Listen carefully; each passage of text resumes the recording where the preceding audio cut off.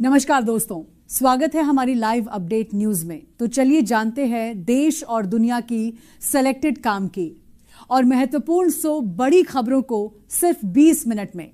तो अभी तक आपने इस वीडियो को लाइक नहीं किया तो लाइक कर दीजिए और आप इस वीडियो को कहां से देख रहे हैं कमेंट करके जरूर बताएगा। पीएम मोदी ने उत्कल दिवस पर ओडिशा वासियों को दी शुभकामनाएं, संस्कृति और योगदान की सराहना की। प्रधानमंत्री नरेंद्र मोदी ने उत्कल दिवस पर ओडिशा वासियों को शुभकामनाएं दी। उन्होंने राज्य की समृद्ध सांस्कृतिक विरासत, आध्यात्मिक महानता और लोगों के योगदान की सराहना की। टोल दरों में बढ़ोतरी पर बरसिंह कुमारी सैलजा, कहा जनता की जेब पर सरकार का एक और डाका। सांसद कुमारी सैलजा ने नही द्वारा टोल दरों में लगभग 5% की बढ़ोतरी की कड़ी निंदा की है। उन्होंने इसे आम जनता पर एक और आर्थिक बोझ बताया, जो आज रात 12 बजे से लागू हो गया है। हिमालय की तलहटी में बसा है देश का तीसरा सबसे बड़ा नेशनल पार्क। 1 अप्रैल को खुले गेट। देश के तीसरे सबसे बड़े गंगोत्री नेशनल पार्क के गेट बुधवार को पर्यटकों के लिए खोल दिए गए हैं। शीतकाल में बंद रहने के बाद अब यह पार्क ग्रीष्मकाल के लिए खुला है। 2 हफ्ते में ईरान युद्ध खत्म होने का दावा, आगे क्या होंगी बड़ी चुनौतियां, कब तक संकट रहेगा बरकरार। अमेरिकी राष्ट्रपति ट्रंप ने संकेत दिया है कि ईरान युद्ध 2 हफ्तों में समाप्त हो सकता है। हालांकि विशेषज्ञों का मानना है कि ऊर्जा संकट से उबरने में काफी समय लगेगा, भले ही युद्ध जल्दी खत्म हो जाए। ट्रंप, एल्बनीज और स्टारमर 3 प्रमुख राष्ट्राध्यक्षों का देश के नाम संबोधन क्या कुछ बड़ा होने वाला है। पश्चिम एशिया युद्ध और बढ़ती तेल गैस कीमतों के बीच ऑस्ट्रेलिया, ब्रिटेन और अमेरिका के नेता आज राष्ट्र को संबोधित करेंगे। ऑस्ट्रेलियाई पीएम एंथनी अल्बानीज ईंधन बचाने की अपील करेंगे, जबकि ब्रिटिश पीएम कीर स्टारमर महंगाई से निपटने के उपायों पर बोलेंगे। पीएम बोले, कांग्रेस के राजकुमार हार का शतक लगाएंगे, चाय के साथ चिप भी बनेगी असम की पहचान। प्रधानमंत्री नरेंद्र मोदी ने असम में पहली चुनावी रैली को संबोधित करते हुए विकास कार्यों को गिनाया और कांग्रेस पर तीखा हमला बोला। उन्होंने भाजपा एनडीए की जीत का भरोसा जताया और असम को बाढ़ मुक्त, तकनीकी हब और विकसित राज्य बनाने का वादा किया। बीजू पटनायक पर बयान देकर फंसे निशिकांत दुबे माफी मांगते हुए कहा, नेहरू के लिए कहा था। भाजपा सांसद निशिकांत दुबे ने बीजू पटनायक को लेकर दिए गए अपने बयान पर बिना शर्त माफी मांग ली है। भाजपा सांसद के बयान पर काफी हंगामा हुआ था और बीजेपी के सांसदों ने संसदीय समिति से इस्तीफा दे दिया था। जानिए निशिकांत दुबे ने माफी में क्या कहा। जंग जल्द खत्म होने की उम्मीदों के बीच तेल की कीमतों में गिरावट, 1 हफ्ते के निचले स्तर पर पहुंचा भाव। वैश्विक बाजार में कच्चे तेल की कीमतों में तेज गिरावट दर्ज की गई है।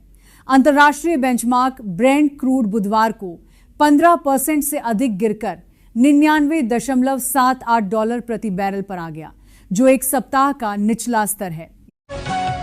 इंडिगो की फ्लाइट में टिश्यू पेपर पर लिखा मिला, ये मैसेज पढ़ते ही मचा हड़कंप, जाने पूरा मामला।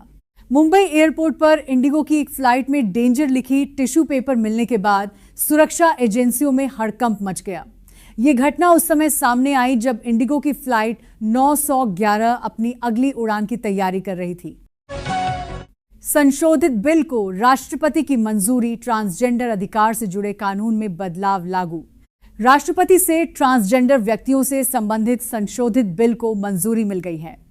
इस बिल में ट्रांसजेंडर के अधिकार से जुड़े कानून में बदलाव लागू होगा। राष्ट्रपति द्रौपदी मुर्मू ने ट्रांसजेंडर व्यक्तियों से संबंधित संशोधित बिल को मंजूरी दे दी है। इस बिल में शारीरिक नुकसान पहुंचाने के लिए श्रेणीबद्ध सजा का प्रावधान भी मौजूद है। तमिलनाडु में भाजपा नहीं जीत सकती, एआईएडीएमके का सफाया होगा, डिप्टी सीएम उदयनिधि का बयान। तमिलनाडु के उप मुख्यमंत्री उदयनिधि स्टालिन ने दावा किया है कि भारतीय जनता पार्टी तमिलनाडु में जीत हासिल नहीं कर सकती और उनकी पार्टी आगामी विधानसभा चुनाव में फिर से सत्ता में वापसी करेगी। चेन्नई के पास जोलारपेट्टी में आयोजित एक कार्यक्रम में उन्होंने कहा कि तमिलनाडु की जनता उनकी टीम को दोबारा मौका देगी। सीएम योगी ने बेमौसम बारिश से परेशान किसानों का जाना, हाल अफसरों से मांगी रिपोर्ट, मुआवजे का दिया निर्देश। मुख्यमंत्री योगी आदित्यनाथ ने अफसरों का निर्देश दिया कि किसानों से संवाद बनाएं और मौसम से हुए नुकसान का आकलन कराएं। उन्होंने कहा कि किसानों को मुआवजा दिलवाएं। महंगाई को लेकर सरकार पर हमलावर कांग्रेस जनता को लूटने और देश को संकट में झोंकने का लगाया आरोप। कांग्रेस ने देश में तेजी से महंगाई बढ़ने का आरोप लगाकर सरकार को घेरा है। कांग्रेस अध्यक्ष ने आरोप लगाया कि मौजूदा सरकार ने देश की आर्थिक और रणनीतिक नीतियों को बर्बाद कर दिया है। एचएस फूलका का बीजेपी में जाना 2027। पंजाब चुनाव से पहले सिख राजनीति, नैरेटिव और समीकरणों का बड़ा रीसेट। यह कदम ऐसे समय आया है जब बीजेपी 2027 विधानसभा चुनाव को ध्यान में रखते हुए पंजाब में अपनी सामाजिक और राजनीतिक पकड़ मजबूत करने की कोशिश कर रही है। बंगाल चुनाव से ठीक पहले सर्वे ने चौंकाया। इतने प्रतिशत लोग चाहते हैं ममता बनर्जी फिर बने सीएम। पश्चिम बंगाल की 294 विधानसभा सीटों के लिए 23 और 29 अप्रैल 2026 को मतदान होना है। ऐसे में प्री पोल सर्वे में अभी से अनुमान लगाए जा रहे हैं कि किसकी सरकार बनने वाली है। सुबह बागान पहुंचे पीएम मोदी, महिलाओं के साथ तोड़ने लगे चाय की पत्तियां। देखें शानदार तस्वीरें। पीएम मोदी बुधवार को सुबह सुबह असम के डिब्रूगढ़ पहुंचे, जहां चाय के बागानों में मौजूद महिलाओं से मुलाकात करने के बाद पीएम मोदी ने उनके साथ सेल्फी भी ली। नीतीश कुमार को साइड करने के लिए बीजेपी कब से बना रही था प्लान, आरजेडी ने किया डिकोड। बिहार पॉलिटिक्स।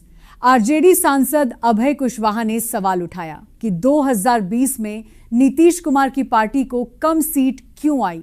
उन्होंने बीजेपी की बी टीम कहते हुए चिराग पर भी निशाना साधा है। सीएम की चर्चा के बीच निशांत कुमार ने बता दी अपनी आगे की रणनीति जल्द ही में। निशांत ने कहा है कि हम सबको मिलकर जेडीयू को नई ऊंचाई पर पहुंचाना है। उन्होंने पार्टी का समर्थन करने वाले लोगों और पार्टी के कार्यकर्ताओं का आभार जताया है। हिमाचल प्रदेश में रेगुलर होंगे हजारों अनुबंध और दैनिक वेतनभोगी कर्मचारी। सरकार ने नियमितीकरण के नियम किए कड़े। हिमाचल प्रदेश सरकार ने हजारों अनुबंध और दैनिक वेतनभोगी कर्मचारियों को नियमित करने का निर्णय लिया है। यह प्रक्रिया रिक्त पदों और वरिष्ठता के आधार पर होगी, जिसमें कोई नया पद सृजित नहीं होगा। पेट्रोल, डीजल और एलपीजी के बाद अब दूध हुआ महंगा, 4 प्रति लीटर तक बढ़े। दाम आपके शहर में कितनी हुई कीमत? मध्य प्रदेश में पेट्रोल, डीजल और एलपीजी के बाद अब दूध के दाम भी बढ़ मिल्क प्राइस हाइक गए हैं। पशु आहार की बढ़ती लागत और गर्मियों में हरे चारे की कमी के कारण विक्रेताओं ने खुदरा मूल्य में 2 से 4 रुपए प्रति लीटर की वृद्धि की है। पाक का आतंकियों से गठजोड़, फिर बेनकाब हाफिज सईद के बेटे के साथ हाथ मिलाता दिखा शहबाज का खास। पाकिस्तान के प्रधानमंत्री शहबाज शरीफ के सहयोगी राणा सनाउल्लाह की फैसलाबाद में लश्कर ए तैयबा के मोस्ट वांटेड आतंकी हाफिज सईद के बेटे तलहा सईद से मुलाकात की तस्वीर वायरल हुई है। आने वाले महीने आसान नहीं, मिडिल ईस्ट संकट पर ऑस्ट्रेलियाई पीएम का देश के नाम संबोधन। ऑस्ट्रेलियाई पीएम एंथनी अल्बानीज ने पश्चिम एशिया युद्ध के वैश्विक आर्थिक दबाव पर राष्ट्र को संबोधित किया। उन्होंने कहा कि आने वाले महीने आसान नहीं होंगे और महंगाई बढ़ रही है।